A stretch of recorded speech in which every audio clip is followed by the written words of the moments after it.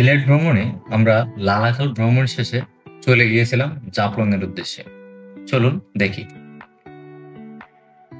আমরা যখন লালাখাল থেকে জাফলং এর উদ্দেশ্যে রওনা করি, কিছু দূর আগানোর পরে আমরা সেই ভারতের সীমান্তের মধ্যে যে পাহাড়গুলো সেগুলো দেখতে পাই। অদূরে এত সুন্দর দেখা যাচ্ছিল।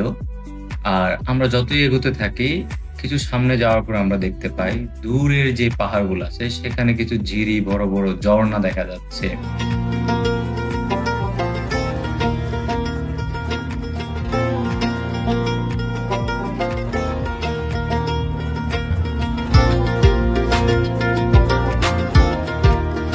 আমরা চলার পথে কিছু দূরে গিয়ে আমাদের গাড়িটি থামিয়ে আমরা প্রকৃতির এই সুন্দর অপরূপ দৃশ্য উপভোগ করতেছিলাম।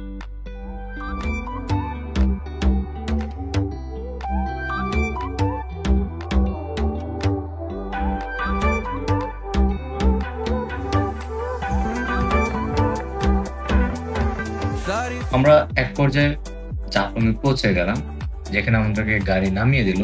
এখান থেকেই কিন্তু এই উঁচু স্থানটি থেকেই ভারতের সেই বর্ডার অংশ বা এই যে রিসোর্ট হোটেলগুলা দেখা যাচ্ছে, এগুলো কিন্তু মেঘালয়ের একটা অংশ। আর এই অংশে অনেকগুলা রিসোর্ট হোটেল রয়েছে যেগুলা সীমান্তের ওপারে, সেগুলা দেখা যাচ্ছে। আর ঠিক তার কাছেই জাফলং এর এই যে নিচু জায়গাটি দেখা যাচ্ছে। আমি যদি বলি, জাফলং এর আসল সৌন্দর্যটা আসলে বাংলাদেশ থেকে দেখা যায়।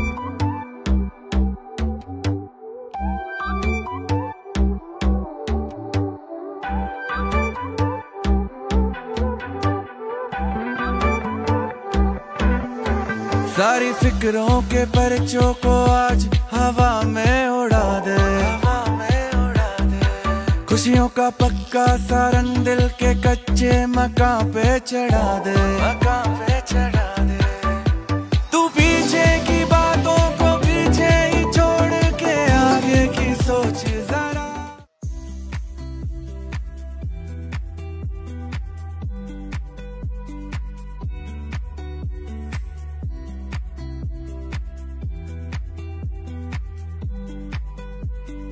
আপনারা যারা জাফলং এ ভ্রমণ করবেন, দেখবেন যে যখন আপনার ট্রলার নিয়ে নদী দিয়ে যাচ্ছেন, উভয় পাশে প্রচুর পরিমাণে পাথর দেখতে পাবেন।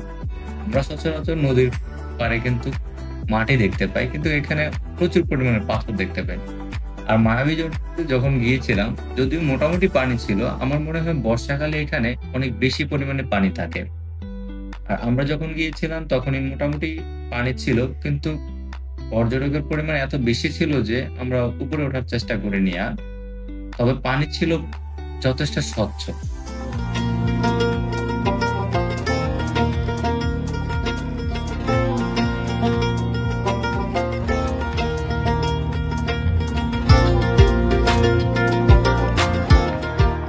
পানিগুলো কিন্তু ইন্ডিয়ার অংশ থেকে আসতেছে।